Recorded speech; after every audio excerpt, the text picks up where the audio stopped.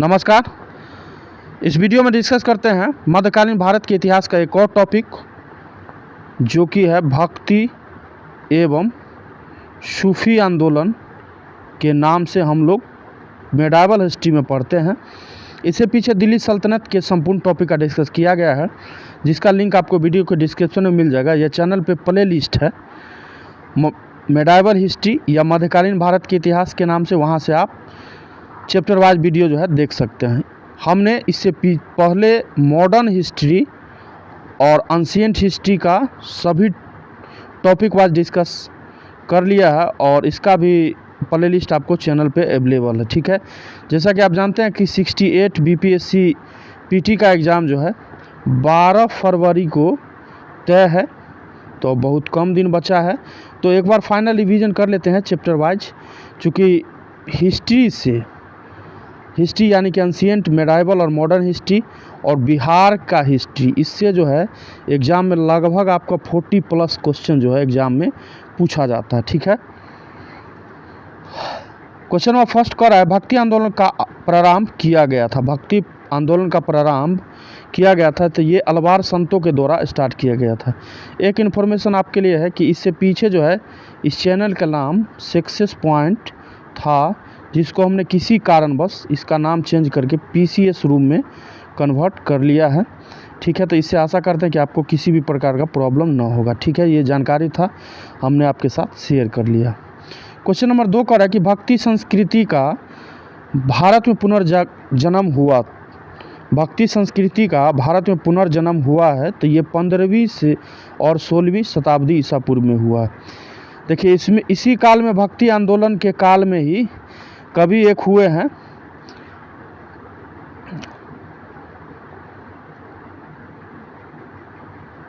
तो इसी भक्ति काल में के कवि हुए हैं तुलसीदास। रामचरित्र मानस की रचनाकार। ठीक है, जिसको लेके अभी आप देख रहे हैं कि बिहार और भारत में एक अलग ही प्रकार का विवाद जो है छिड़ा हुआ है। आगे इस संदर्भ में क्वेश्चन आपको देखने को मिलेगा। क्वेश्चन नंबर 3 पे आ जाए, बुद्ध और मीराबाई के जीवन दर्शन में मुख्य साम्य क्या है। बुद्ध और मीराबाई के जीवन दर्शन में मुख्य साम्य क्या है, तो यह है संसार। इनका मानना है कि संसार जो है दुखपूर्ण है। क्वेश्चन नंबर 4 करें कि कोई व्यक्ति किसी व्यक्ति से उसका धर्म, संप्रदाय या जाति न पूछो, यह कथन किसका है। जात न पूछो साधु की, तो ये स्टेटमेंट जो है रामानंद का है। क्वेश्चन नंबर 5 करा कि सभी भक्ति संतों के मध्य एक समान विशेषता थी कि उन्होंने क्या किया, अपनी वाणी को उसी भाषा में लिखा जिस भाषा में जो है भक्त जो है समझते थे। क्वेश्चन नंबर 6 करा है कि मध्य युगीन भारत के धार्मिक इतिहास के संदर्भ में सूफी संत निम्नलिखित में से किस तरह के आचरण का निर्वाह करते थे, और नीचे दिए कूट की सहायता से सही उत्तर का चयन करना। तो इसमें जो है ध्यान साधना और श्वास नियमन, एकांत में कठोर यौगिक व्यायाम किया करते थे और श्रोताओं के आध्यात्मिक हर्षोन्माद उत्पन्न करने के लिए पवित्र गीतों का गायन किया करते थे। इसमें जो है सभी स्टेटमेंट सही। ये यूपीएससी का क्वेश्चन है, तो इसका डी आंसर बन जाएगा। यूपीएससी 2012 के पीटी के एग्जाम में पूछा गया। क्वेश्चन नंबर 7 करें कि काम रूप में वैष्णव धर्म को लोकप्रिय बनाया। काम रूप में वैष्णव धर्म को लोकप्रिय बनाया गया शंकर देव के द्वारा। फास्ट है, एग्जाम डेट कम बचा है, इसलिए एक बार रिवीजन इसका जरूरी है। तो क्वेश्चन नंबर 8 करा, सुप्रसिद्ध मध्यकालीन संत शंकर देव संबंधित थे। तो शंकर देव जो है ये संबंधित रहे हैं वैष्णव संप्रदाय से। क्वेश्चन नंबर 9 कह रहा है कि असम एवं कूच बिहार में वैष्णव धर्म का प्रवर्तन किसने किया, तो इसका सही उत्तर क्या हो जाएगा, शंकर देव। फास्ट डिस्कशन करने का मेन मकसद है कि एग्ज़ाम का टाइम कम बचा हुआ है और चैप्टर वाइज एक बार डिस्कशन कर लेना जरूरी है। क्वेश्चन नंबर 10 करा है, रामानुजाचार्य किससे संबंधित है, तो ये संबंधित है विशिष्ट द्वैतावाद बोल सकते हैं या द्वैत बोल सकते हैं। क्वेश्चन नंबर आगे आ जाइए, 11 नंबर क्वेश्चन करा, शुद्ध अद्वैतवाद का प्रतिपादन किया था। शुद्ध और द्वैतवाद का प्रतिपादन किया गया था वल्लभाचार्य के द्वारा। क्वेश्चन नंबर 12 पे आ जाए, महाप्रभु वल्लभाचार्य की जन्म स्थली कहाँ है? तो इनका जन्म जो हुआ है ये हुआ है चंपारण्य में।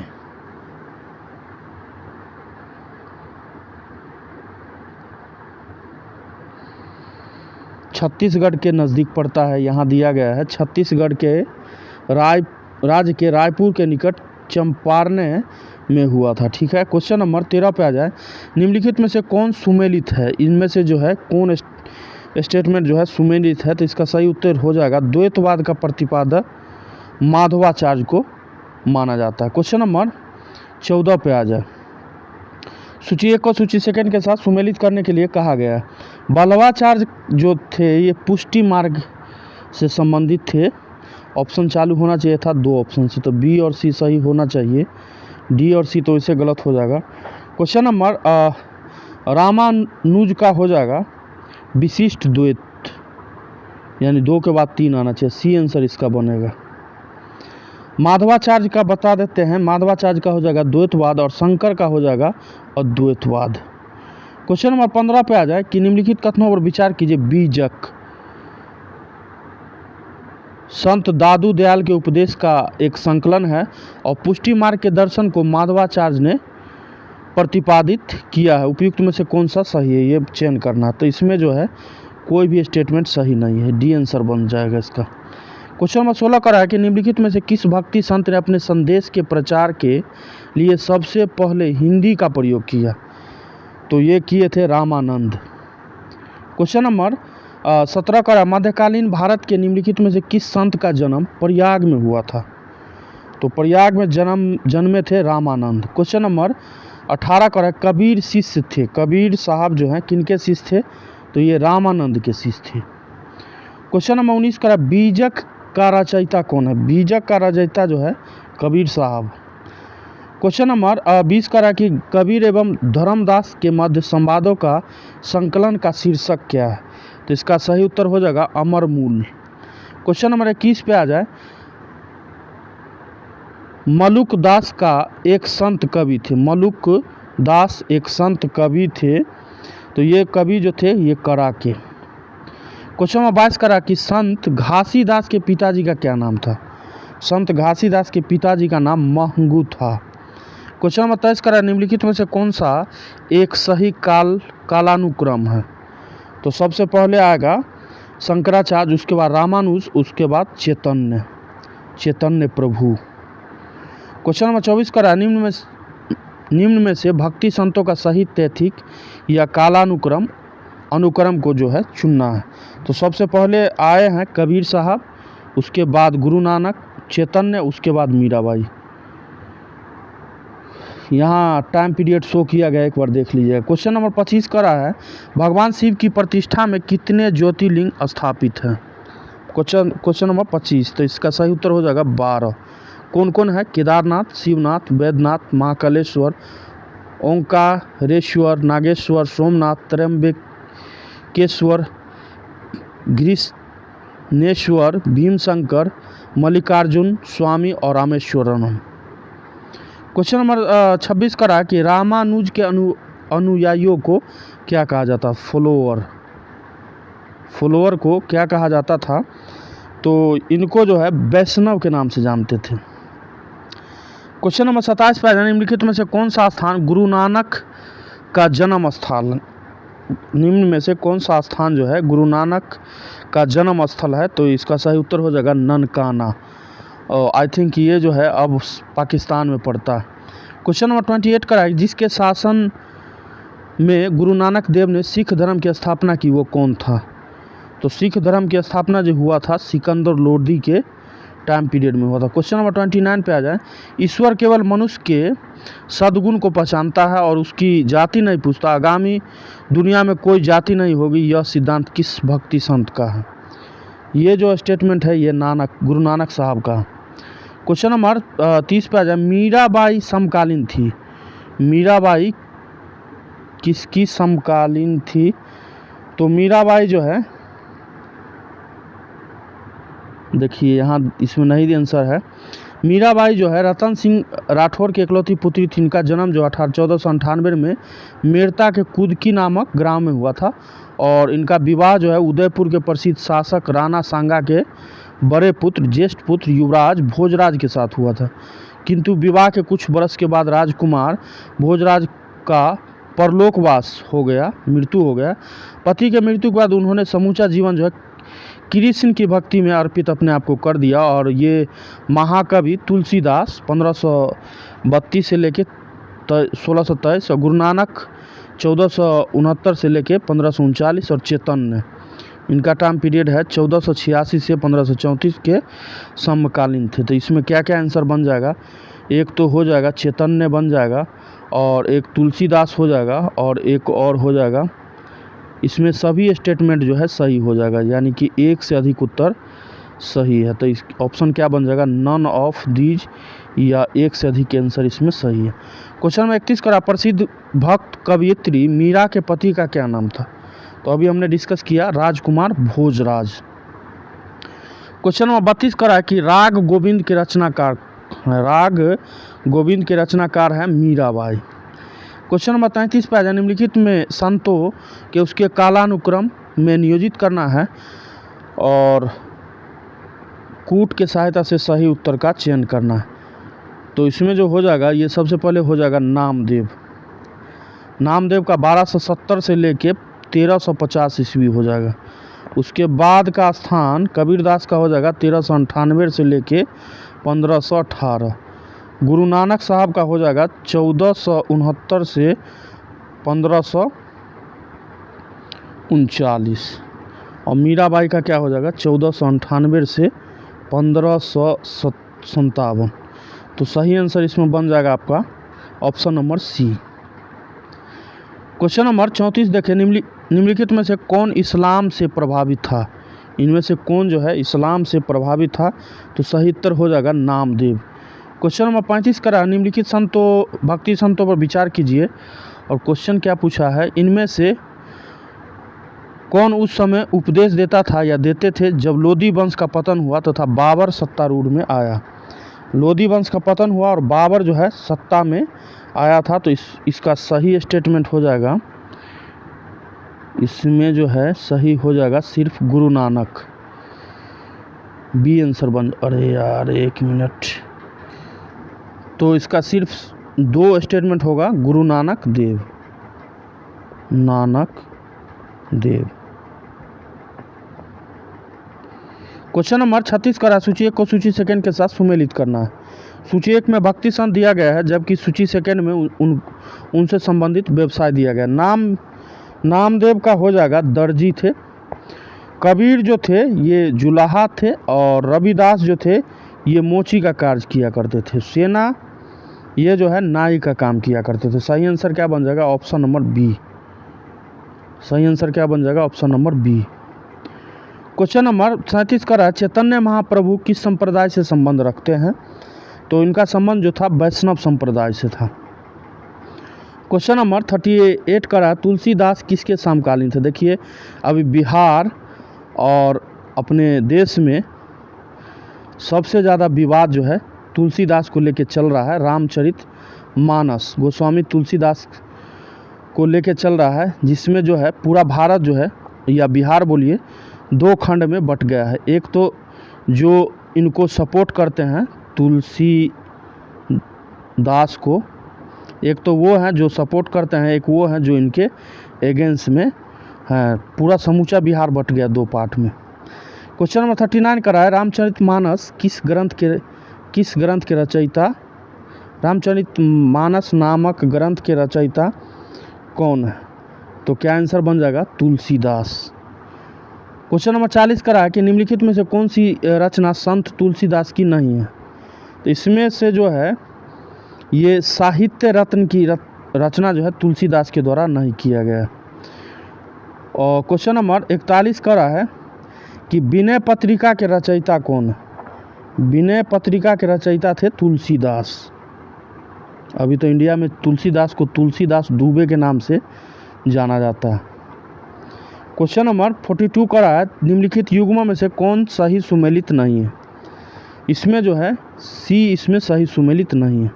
रसखान रसिया प्रिया, जबकि रसिक प्रिया आचार्य केशव दास की प्रसिद्ध रचना है। केशव दास के अन्य प्रमुख रचनाएं रामचंद्रिका एवं कवि प्रिया, और इसके बाद जो भी है सही सुमेलित है। क्वेश्चन नंबर 43 का निम्नलिखित में से कौन वरकरी संप्रदाय का संत था? वरकरी, तो ये था नामदेव।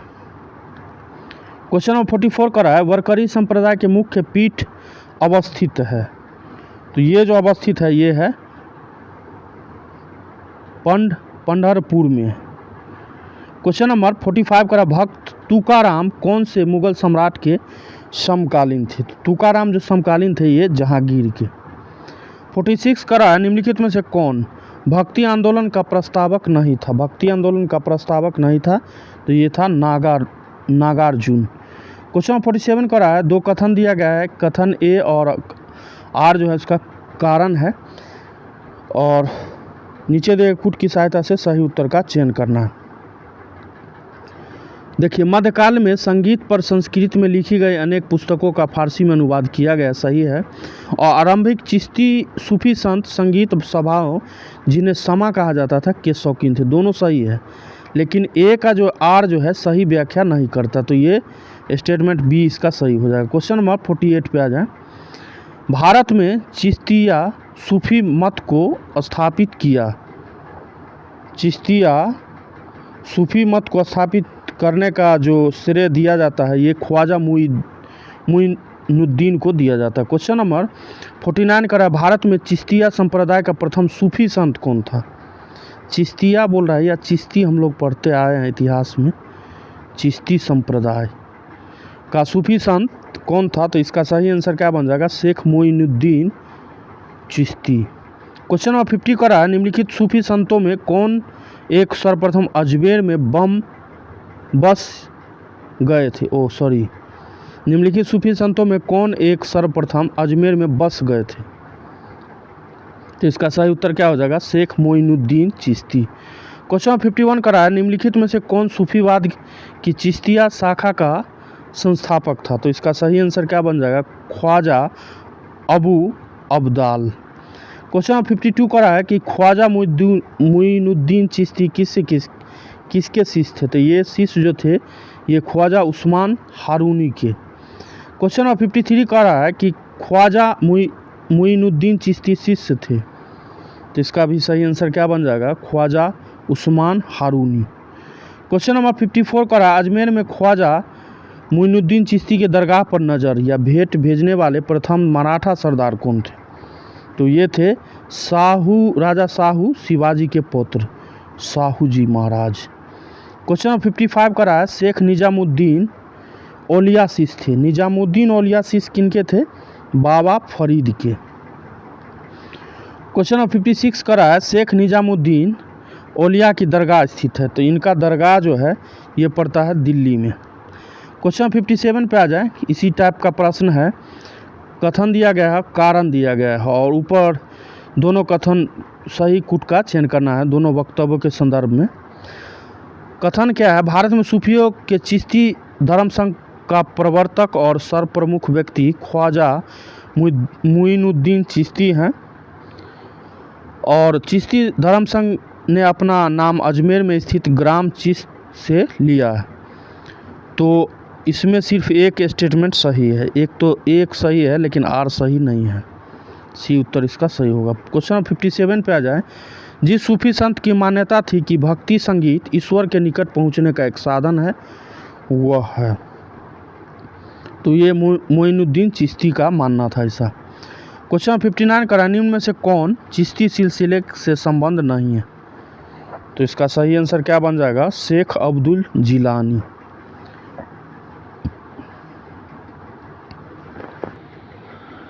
क्वेश्चन नंबर 60 पे आ जाए। निम्नलिखित में से किसे भारत का सादी कहा गया? भारत का सादी कहा गया ये अमीर हसन को कहा गया। क्वेश्चन नंबर 61 का निम्नलिखित में से किस सुल्तान ने निजामुद्दीन औलिया ने भेंट करने से इनकार कर दिया था? किस सुल्तान ने निजामुद्दीन औलिया से भेंट करने से इनकार कर दिया था? यहाँ से होना चाहिए, तो इसका सही उत्तर हो जाएगा अलाउद्दीन खिलजी। क्वेश्चन नंबर 62 पे आ जाए। कौन सूफी संत महबूब ए इलाही कहलाता था? महबूब ए इलाही कहलाता था। तो इसका सही आंसर हो जाएगा शेख निजामुद्दीन औलिया। क्वेश्चन नंबर 63 का निम्नलिखित में से कौन सूफी संत महबूब ए इलाही के नाम से जाना जाता है? तो इसका सही आंसर क्या बन जाएगा? शेख निजामुद्दीन औलिया। क्वेश्चन नंबर 64 का है शेख फरीद का सर्वाधिक ख्याति उपलब्ध शिष्य जिसने दिल्ली के 7 सुल्तानों का शासन देखा था कौन था? तो इसका सही उत्तर हो जाएगा निजामुद्दीन औलिया। 65 पे आ जाए। निम्न में से किस सूफी संत के विचारों को सिखों के धर्म ग्रंथ आदि ग्रंथ में संकलित किया गया है? तो इसका सही आंसर क्या बन जाएगा? फरीदुद्दीन गंज ए शकर। क्वेश्चन नंबर 66 का प्रसिद्ध संत सलीम चिश्ती रहते थे। प्रसिद्ध संत जो है सलीम चिश्ती रहा करते थे फतेहपुर सीकरी में। कहाँ पर था? उत्तर प्रदेश में। क्वेश्चन नंबर 67 का निम्नलिखित में से किसे शेख उल हिंद की पदवी प्रदान की गई थी? तो इसका भी सही आंसर क्या हो जाएगा? शेख सलीम चिश्ती। क्वेश्चन नंबर 68 का निम्नलिखित में से किस चिश्ती संत को चिराग ए दिल्ली कहा जाता है? चिराग ए दिल्ली के नाम से नासिरुद्दीन को जाना जाता है। 69 पे आ जाए प्रश्न संख्या। निम्नलिखित में से कौन सा सही सुमेलित नहीं है? तो इसमें जो है डी सही सुमेलित नहीं है। क्वेश्चन नंबर 70 का है सूची 1 को सूची सेकंड के साथ सुमेलित करने के लिए कहा गया है। ख्वाजा मुइनुद्दीन चिश्ती का क्या हो जाएगा? चिश्तिया। शेख अहमद सरहिंदी का हो जाएगा नक्शबंदिया। 2 3 के बाद 4 होना चाहिए, सी आंसर बनना चाहिए। और दारा सिकोह का हो जाएगा कदीरिया। और शेख शहाबुद्दीन का हो जाएगा सुहारवर्दिया। सही आंसर सी ऑप्शन होगा। क्वेश्चन नंबर 71 का भारतीय इतिहास में सूफीवाद के संदर्भ में निम्नलिखित कथनों पर विचार करना और सही कूट का चयन करना है। शेख अहमद सरहिंदी इब्राहिम लोदी का समकालीन था, सही नहीं है। 71 स्टेटमेंट 2 का रहा है शेख नसीरुद्दीन चिराग ए दिल्ली शेख निजामुद्दीन औलिया का शिष्य था, सही है। और औरंगजेब शेख सलीम चिश्ती का समकालीन था, ये भी सही नहीं है। और भारत में सूफियों की कादरी पद्धति सबसे पहले शेख नियामतुल्लाह और महमूद मखदूम मोहम्मद जिलानी द्वारा लागू किया गया था। 2 सही है। तो यानी 2 और 4 इसका स्टेटमेंट सही हो जाएगा, डी आंसर बनेगा। क्वेश्चन नंबर 72 का हठ योग के संदर्भ में निम्नलिखित में से कौन सा सही है? और नीचे दिए कूट की सहायता से सही उत्तर का चयन करना। तो हठ योग नाथपंथियों द्वारा अपनाया गया था, सही है। और हठ योग क्रिया को सूफी संतों ने भी अपनाया था, दोनों सही है। 72 हो गया। अब आ जाइए 73 पर। निम्नलिखित कथनों पर विचार कीजिए। वीडियो अगर लंबा बनता है तो 2x करके इसको फटाफट एक बार रिवीजन के मोड से देख लिया कीजिए। क्वेश्चन नंबर 73 का रहा है निम्नलिखित कथनों पर विचार करना है, उपयुक्त में से कौन सा सही है इसका चयन करना है। तो संत निम्बार्क अकबर के समकालीन थे, सही नहीं है। संत कबीर शेख अहमद सरहिंदी से अत्यधिक प्रभावित थे, ये भी सही नहीं। सही स्टेटमेंट डी आंसर होगा। 74 का रहा है निम्नलिखित संतों में कौन सूफी संत थे? और नीचे दे कूट की सहायता से सही उत्तर का चयन करना है। तो एक तो थे निजामुद्दीन औलिया और एक थे मोइनुद्दीन चिश्ती। सी आंसर इसका सही होगा। क्वेश्चन 75 का रहा निम्नलिखित सूफीवाद के सिलसिले में कौन संगीत के विरुद्ध था? संगीत के विरुद्ध कौन करता था? नक्शबंदिया जो है। क्वेश्चन नंबर 76 पे आ जाए। अति कट्टरपंथी सूफी संप्रदाय था। अति कट्टरपंथी सूफी संप्रदाय था, तो ये था नक्शबंदी। 77 का निम्नलिखित युग्मों में से कौन युग्म जो है गलत है? गलत युग्म को पहचानना है। औलिया का संबंध जो है मध्य प्रदेश से, ये इसमें सही नहीं है। औलिया का जो है प्रभाव जो है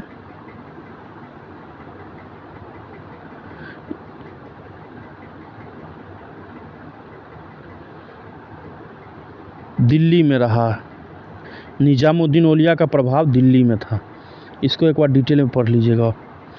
क्वेश्चन नंबर 78 का निम्नलिखित सूफियों में से किसने कृष्ण को औलिया के रूप में माना? तो ये था शाह मोहम्मद गौस। 79 पे आ जाए, शेख बहाउद्दीन जकारिया किस संप्रदाय के थे? देखिए रिसेंट में बीपीएससी में क्वेश्चन पूछा है, तो ये थे सुहारवर्दी संप्रदाय से। क्वेश्चन नंबर 80 का निम्नलिखित में से किसका संबंध सूफीवाद से नहीं है? तो इसका उलेमा का संबंध जो है सूफीवाद से नहीं होगा। 81 का है, कृष्ण जीवन परख प्रेम वाटिका काव्य की रचना की थी? तो ये रचना किया गया था रस खान के द्वारा। 82 क्वेश्चन नंबर 82 का निम्न में से कौन एक भक्ति आंदोलन से नहीं जुड़ा हुआ था? तो ये क्या हो जाएगा? अमीर खुसरो। क्वेश्चन नंबर 83 का है, 12 मासा की रचना किसने की थी? 12 मासा की रचनाकार थे मलिक मोहम्मद जायसी। क्वेश्चन नंबर 84 का है, सूची 1 को सूची सेकंड के साथ सुमेलित करना। मुल्ला दाऊद का हो जाएगा चंदायन। दामोदर कवि का हो जाएगा पद्मावती कथा। सोमनाथ का हो जाएगा राग विबोध। और अमीर खुसरो आशिक। सही आंसर क्या बन जाएगा? 1 से चालू होना चाहिए था, तो 1 से 3 ऑप्शन इसमें चालू हो रहा है, तो सही आंसर क्या बन जाएगा? Option number B. Question number 85 का प्रति वर्ष प्रसिद्ध सूफी संत हाजी वारिस अली शाह की मज़ार पर मेला लगता है। तो ये मेला कहाँ लगता है? मेला जो है देवा शरीफ में लगता है। आंसर नंबर सी सही है। क्वेश्चन नंबर 86 का है, क्राइस्ट का जन्म स्थान। क्राइस्ट, तो इसका जन्म स्थान जो है बेथलेहम। क्वेश्चन नंबर 87 का ईस्टर त्योहार के पीछे ईसाइयों की भावना क्या था? भावना जो रहा है, इस दिन ईसा पुनर्जीवित हुए थे, ऐसा मानना था इन लोगों का। क्वेश्चन नंबर 88 का कौन सा ईसाई संत पशु पक्षियों में प्रेम के लिए विख्यात है? तो ये थे असीसी के संत फ्रांसिस। क्वेश्चन नंबर 89 का ईसाइयों का गुड फ्राइडे क्यों मनाया जाता है? ईसाई लोग गुड फ्राइडे क्यों मनाते हैं?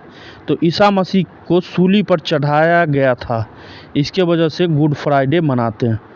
तो टोटल जो है इस वीडियो में हमने 89 प्रश्नों का डिस्कस किया। सूफी एवं भक्ति आंदोलन, यानी कि मध्यकालीन भारत का एक महत्वपूर्ण टॉपिक है भक्ति एवं सूफी आंदोलन। और इसके बाद हम डिस्कस अब स्टार्ट करेंगे जहां से क्वेश्चन बनने का चांस बनेगा, मुगल वंश बाबर। देखिए मध्यकालीन भारत से कम क्वेश्चन बनता है, 3 या 4 क्वेश्चन या 5 क्वेश्चन आपको बीपीएससी के पीटी में देखा जाता है, मात्र इतना ही। इससे कुछ ज़्यादा यानी कि 8 से 10 मान लीजिए अनसीएड से पूछा जाता है, जबकि 20 प्लस क्वेश्चन आपको सिर्फ मॉडर्न हिस्ट्री से देखने को मिलता है। तो सबसे पहले हमने मॉडर्न हिस्ट्री को ही समाप्त किया। तो मॉडर्न हिस्ट्री का सभी वीडियो चैप्टर वाइज आपको चैनल पे अवेलेबल है, वहाँ से आप देख सकते हैं, ठीक है। तो इसका सेकेंड टॉपिक का डिस्कस करेंगे।